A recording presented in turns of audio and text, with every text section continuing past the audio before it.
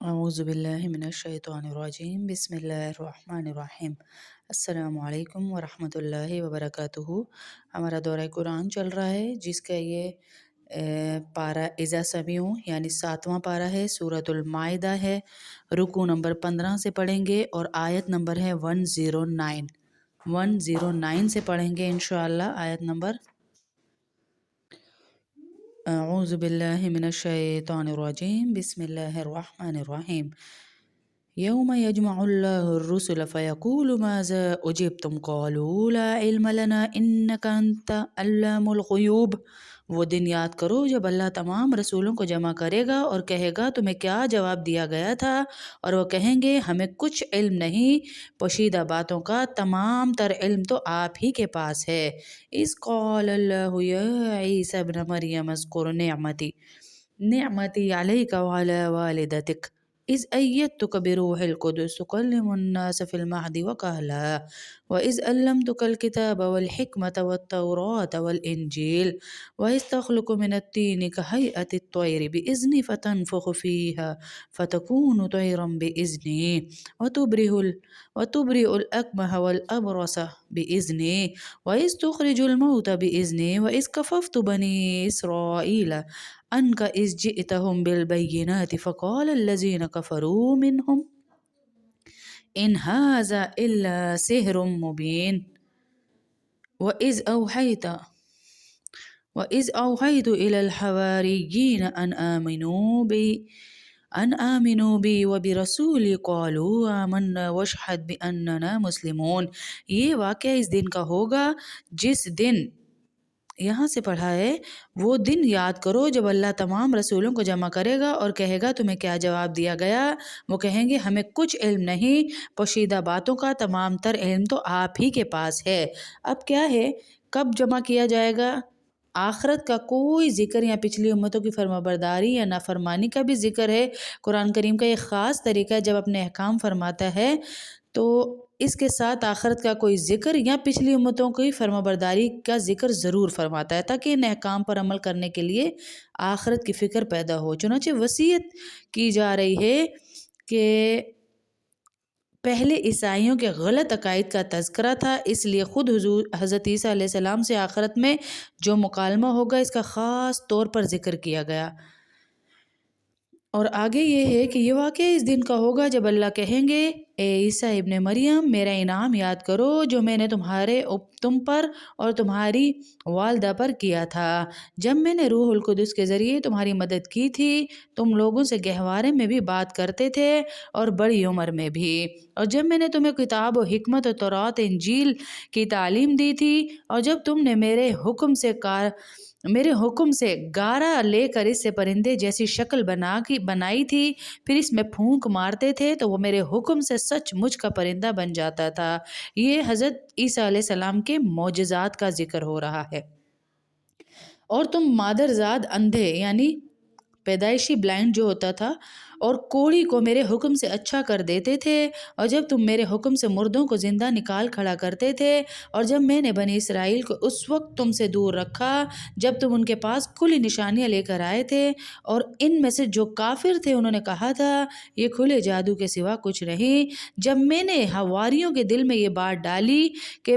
تم مجھ پر اور میرے رسول پر ایمان لاؤ، تو انہوں نے کہا ہم ایمان لے آئے اور آپ گواہ رہیے کہ ہم فرمانبردار ہیں۔ اذ قال الحواریون یا عیسی ابن مریم هل يستطيع ربك أن ينزل علينا مائدة من السماء قال اتقوا الله إن كنتم مؤمنين قالوا نريد أن نأكل منها وتطمئن قلوبنا ونعلم أن قد صدقتنا ونكون عليها من الشاهدين قال عيسى ابن مريم اللهم ربنا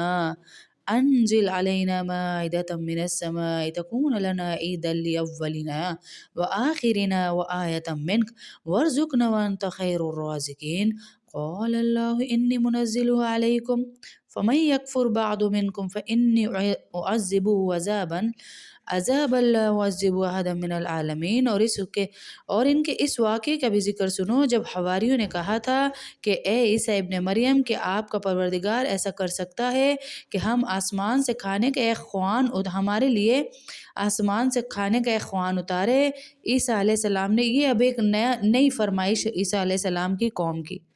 نئی فرمائش کہ اللہ سے ڈرو اگر تم مومن ہو، یعنی ایک مومن کے لیے مناسب نہیں کہ وہ اللہ سے معجزات کی فرمائش کرے، کیونکہ ایسی فرمائشیں تو عام طور پر کافر لوگ کرتے ہیں۔ البتہ جب انہوں نے یہ وضاحت کی کہ خدا نخواستہ اس فرمائش کا منشا ایمان کا فقدان نہیں بلکہ اللہ کی نعمتوں کو دیکھ کر ایمان کو اور مضبوط کرنا ہے،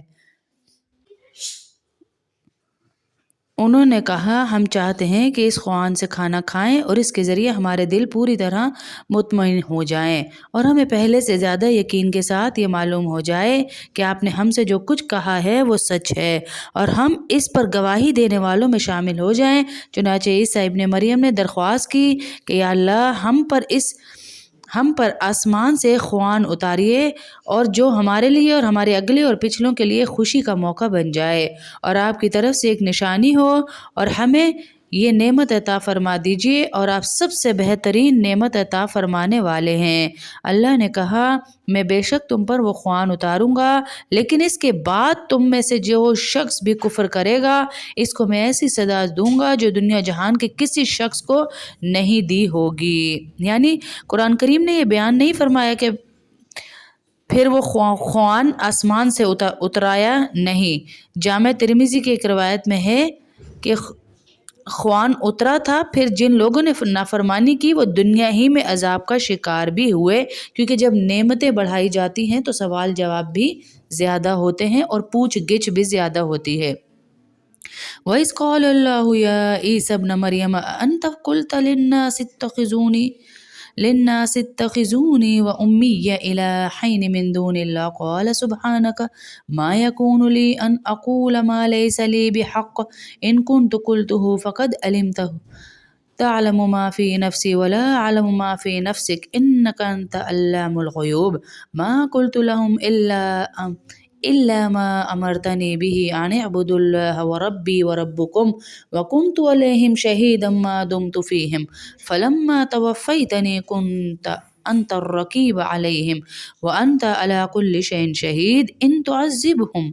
فإنهم عبادك وإن تغفر لهم فإنك أنت العزيز الحكيم قال الله هذا يوم ينفع الصادقين صدقهم لهم جنات تجري من تحتها الأنهار خالدين فيها أبدا رضي الله عنهم ورضوا عنه ذلك الفوز العظيم لله ملك السماوات والأرض وما فيهن وهو على كل شيء قدير۔ اور اس وقت کا ذکر بھی سنو جب اللہ کہے گا اے عیسیٰ ابن مریم کیا تم نے لوگوں سے کہا تھا کہ مجھے اور میری ماں کو اللہ کے علاوہ دو معبود بناؤ؟ عیسائیوں کے بعض فرقے تو حضرت مریم علیہ السلام کو تثلیث کا ایک حصہ قرار دے کر انہیں معبود مانتے تھے، اور دوسرے جو تھے وہ بعض فرقے اگرچہ انہیں تثلیث کا حصہ تو قرار نہیں دیتے تھے لیکن جس طرح اس کی تصویر کلیساؤں میں آویزاں کر کے اس کی پرستش کرتے تھے وہ ایک طرح سے ان کو خدائی شریک ہی مانا کرتے تھے، تو یہ گواہی دلوائی جائے گی حضرت عیسیٰ علیہ السلام سے۔ وہ کہیں گے ہم تو آپ کی ذات کو شرک سے پاک سمجھتے ہیں، میری مجال نہیں تھی کہ میں ایسی بات کہوں جس کا مجھے کوئی حق نہیں، اگر میں نے ایسا کہا ہوتا تو آپ کو یقیناً معلوم ہو جاتا اور آپ وہ باتیں جانتے ہیں جو میرے دل میں پوشیدہ ہیں اور میں آپ کی پوشیدہ باتوں کو نہیں جانتا، یعنی جو میرے دل میں ہے۔ عیسیٰ علیہ السلام نے کہا یا اللہ آپ تو وہ جانتے ہیں، میں تو ایسا سوچ بھی نہیں سکتا کہ کوئی مجھے نعوذ باللہ خدا کا درجہ ہی دے دے، لیکن آپ کو تمام چھپی ہوئی باتوں کا پورا علم ہے، میں نے ان لوگوں سے اس کے سوا کوئی بات نہیں کہی جب آپ نے مجھے حکم دیا، اور وہ یہ کہ اللہ کی عبادت کرو جو میرا بھی پروردگار ہے اور تمہارا بھی، اور جب تک میں ان کے درمیان موجود رہا میں ان کے حالات سے واقف رہا، پھر جب آپ نے مجھے اٹھا لیا تو آپ خود ان کے نگراں تھے اور آپ ہر چیز کے گواہ ہیں، اگر آپ ان کو سزا دیں تو یہ آپ کے بندے ہی ہیں اور اگر آپ انہیں معاف فرما دیں تو یقیناً آپ کا اقتدار بھی کامل ہے، حکمت بھی کامل۔ اللہ کہیں گے یہ وہ دن ہے جس میں سچے لوگوں کو ان کا سچ فائدہ پہنچائے گا، اور ان کے لیے وہ باغات ہیں جن کے نیچے نہریں بہ رہی ہیں، جن میں یہ لوگ ہمیشہ ہمیشہ رہیں گے۔ اللہ ان سے خوش ہوں گے اور یہ اس سے خوش ہوں گے۔ پھر یہی بڑی زبردست کامیابی ہے۔ تمام آسمانوں اور زمین میں ان میں جو کچھ ہے سب اسی کی بادشاہی ہے، اور اللہ ہی کے لیے، اور اللہ ہر چیز پر قدرت رکھتا ہے۔